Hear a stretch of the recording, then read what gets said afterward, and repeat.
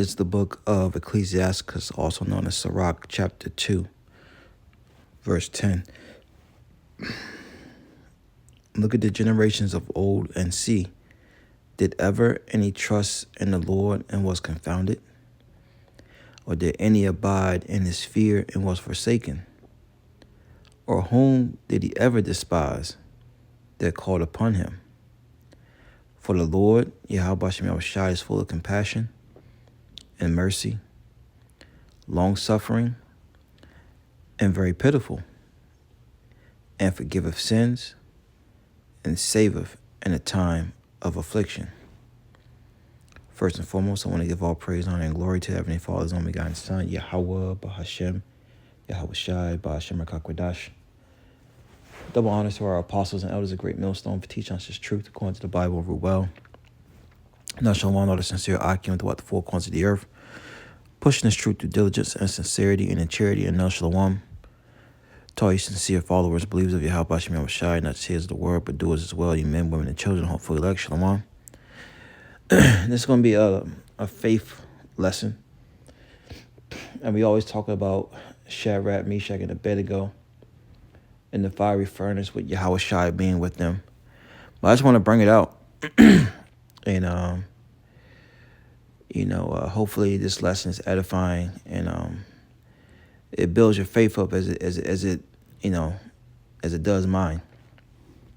So when we read Ecclesiastes, the second chapter, it says, look at the generation of old and see, right? Our forefathers, Ecclesiastes 2 and 10. All right.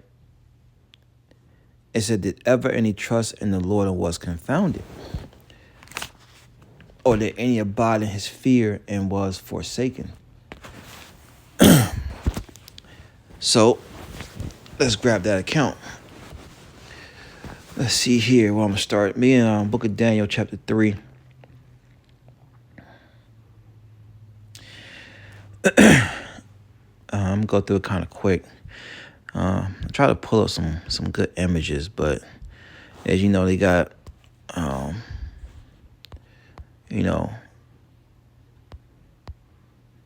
JC guy up here. I'm going to have to find another better, depiction or whatever. Just to give you an idea of a fiery furnace. And,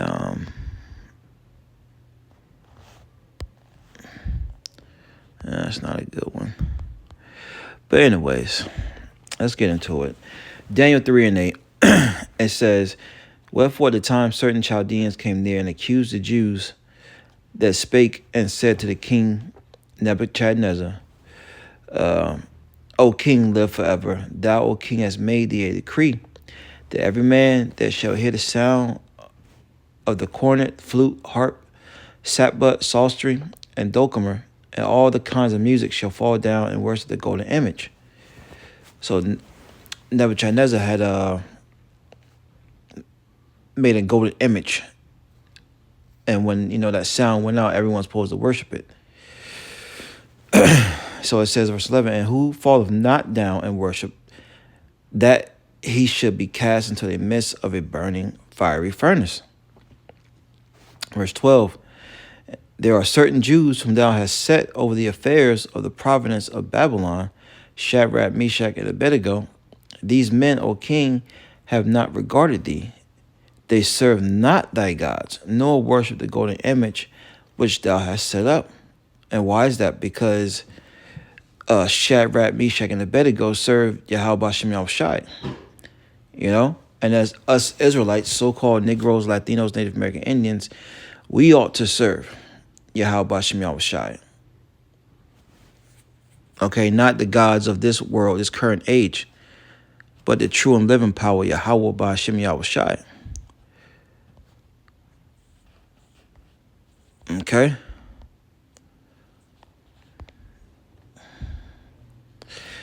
Reading on, it says, then verse 13. No, I'm finish out 12. It says, these men, O king, have not regarded thee. They serve not thy gods, nor worship the golden image which thou hast set up. Then Nebuchadnezzar, in his rage and fury, commanded to bring Shadrach, Meshach, and Abednego. Then they brought these men before the king. All right. So they were brought forth to Nebuchadnezzar. It says, verse 14, Nebuchadnezzar spake and said unto them, It is true, O Shadrach, Meshach, and Abednego. Do not ye serve my gods, nor worship the golden image which I have set up? And in these times that we're living in, this is going to be presented to us as well. All right, through Esau Edom, his false way with his new technology and science. All right, with his MOTB, this C-hip. All right, the miracles that he's going to perform with his chip and his AI. He's going to want us to bow down and worship that. But we got to pray. We got to pray for strength, man. All right, because our forefathers went through it. And we're reading about it. They trust in the Lord. The Lord didn't confound them. Right? We abide in his fear to the best of our ability. You think the Lord's going to forsake us? No. Lord, when we part of our hopeful elect number. So reading on, Daniel 3 and 14, it reads on and says, Do you not serve my gods, nor worship the golden image which I have set up? Now, if you be ready, that at what time ye hear the sound of the cornet, flute, harp, sackbut, psaltery, and dulcimer, and all the kinds of music, ye fall down and worship the image which I have made. And what the Lord tell us in let's go to quick precept. What the Lord tell us in Psalms. It's one of our favorites. Psalms 96 and 4. It says, For the Lord is great and greatly to be praised. He is to be feared above all gods. Right, greatly terrified. Going back to Psalm 68, the issues of life and death belongeth unto Yahweh B'Shem Yahushai. So we ought to fear him and do as he says. Psalms 96 and 5, it says, For all the gods of the nations are idols, but the Lord made the heavens. So who are we to glorify? All right, yes, Yahweh B'Shem Yahushai, and we don't bow down to any other gods.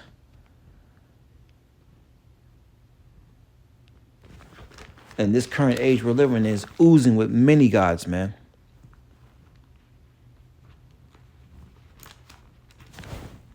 So back in Daniel 3 and 15, it says, Ye fall down and worship the image which I have made. Well, but if you worship not, ye shall be cast that same hour into the midst of the burning fiery furnace. And who is that power that shall deliver you out of my hands? Let's see what they said. Verse 16, Shadrach, Meshach, and Abednego answered and said to the king, O Nebuchadnezzar, we are not careful to answer thee in this matter. If it be, verse 17, if it be so, our power whom we will serve is able to deliver us. You know, if it be what? The Lord's will. Okay? That's what they're saying. If it be so, our power whom we serve is able to deliver us from the burning fiery furnace, and he will deliver us out of thy hand, O king. So, look, if it's the Lord's will, our Lord's going to deliver us out of your hands. You know, you're nobody. But if it be not, be it known unto thee, O king, that we will not serve thy gods, nor worship the golden image which thou hast set up. So fuck it. You know, if the Lord don't deliver us, we still not going to worship, bow down to your image, man. And that's the mindset you have to have. The things are written 4 times, written for our learning. Okay? That we do patience and comfort. See, these scriptures we're reading right now are supposed to comfort you. Through patience and comfort of the scriptures might have hope. Because we are prisoners of hope. Reading on, Daniel 3 and 18 says, but if not, be it known unto thee, O king, that we will not serve thy gods, nor worship that golden image which thou hast set up. Verse 19, then was Nebuchadnezzar full of fury. All right. It says, and the form of his visage was changed against Shadrach, Meshach, and Abednego. All right. Because they was put in, high places. All right. When you read the second chapter, all right, when Daniel revealed the dream, all right, he requested that that the king put them in certain positions, all right, high affairs. But the king was like, the hell with that. It says, now therefore he spake and commanded that they should be heat the furnace, back in Daniel 3 and 19, 7 times more than it want to be heated. So he wanted to make it extra hot, a complete amount of times he wanted it to be heated up. Verse 20, and he commanded the most mighty men that were in his army to bind Shadrach, Meshach, and Abednego and cast them into the burning fiery furnace. Then, verse 21, these men were bound in their coats, their hoses, and their hats, and their other garments, and were cast into the midst of the burning fiery furnace. Verse 22, therefore, because the king's commandment was urgent, the furnace exceedingly hot, the flame of the fire slew the men that took up Shadrach, Meshach, and Abednego. So it was so hot that it killed the men that tossed Shadrach, Meshach, and Abednego into the fiery furnace.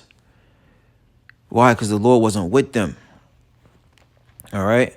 It says, verse 24, then Nebuchadnezzar the king was astonished and rose up in haste and spake and said unto his counselors, did we not cast 3 men bound into the midst of the fire? They answered and said to him, unto the king, true, O king. He answered and said, lo, I see 4 men loose. Because remember, they were bound. Right? It says, I see 4 men loose walking in the midst of the fire, and they have no hurt. And the form of the 4th is like the son of Yahweh. Yahushai. Verse 26, then Nebuchadnezzar came near to the mouth of the burning fiery furnace and spake and said, Shadrach, Meshach, Abednego, ye servants of the Most High Yahweh, come forth, come hither. Then Shadrach, Meshach, and Abednego came forth of the midst of the fire. And the princes, governors, captains, the king's counselors, being gathered together, saw these men upon the bodies. The fire had no power, nor was any hair of their head singed. Neither were their coats changed, nor the smell of fire had passed on them. Then Nebuchadnezzar spake and said, blessed be the power of Shadrach, Meshach, and Abednego, who have sent his angel and delivered his servants that trusted in him, had confidence, that firm belief, going back to Ecclesiastes 2 and 10. Right? Look at the generations of old. We're looking at the generations of old. We're reading the accounts and see that ever any trust in the Lord and was confounded, put to shame. Right? No, they were not put to shame. The king was put to shame. Everyone else who bowed down to the idols put to shame, man.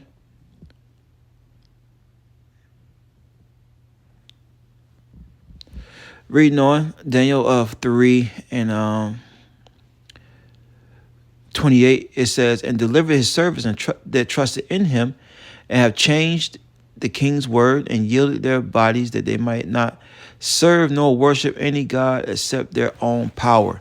And that's what the Lord demands of us. Okay? That's what the Lord demands of us as Israelites, so-called Negroes, Latinos, Native American Indians, and Israelite foreigners whose seed line goes back to Abraham, Isaac, and Jacob, right, to one of the tribes. The Lord said he's a jealous power. Worship him. Exodus 20. And you do that through your actions by reading, taking heed to the prophets. All right. It's Exodus 20. It was just start off with I had apostles, elders, a great millstone on down.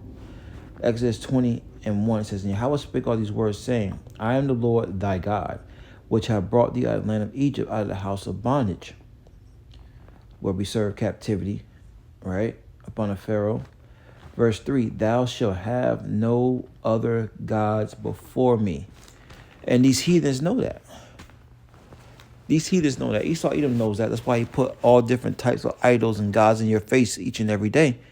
Newly created. That's why it tells you in Colossians, the 2nd chapter, beware lest any man spoil you and rob you, right, through philosophy and vain deceit, after the tradition of men, after the rudiments of the world, and not after Hamashiach. All right? It says, verse 4, Exodus 20:4, thou shalt not make unto thee any graven image, like what Nebuchadnezzar did. He made an image, or any likeness of anything that is in the heaven above, or is in the earth beneath, or is in the waters, in the water under the earth. Thou shalt not bow. And that what the king wanted everyone to do, to bow down to that image when the music was being played? It says, thou shalt not bow down thyself to them, nor serve them. For I, the Lord, thy power, am a jealous power, visiting the iniquity of the fathers upon the children to the third and fourth generation of them that hate me. All right. So I think you get the point. Lord, when I let us edifying. All right, till next time I say shalom.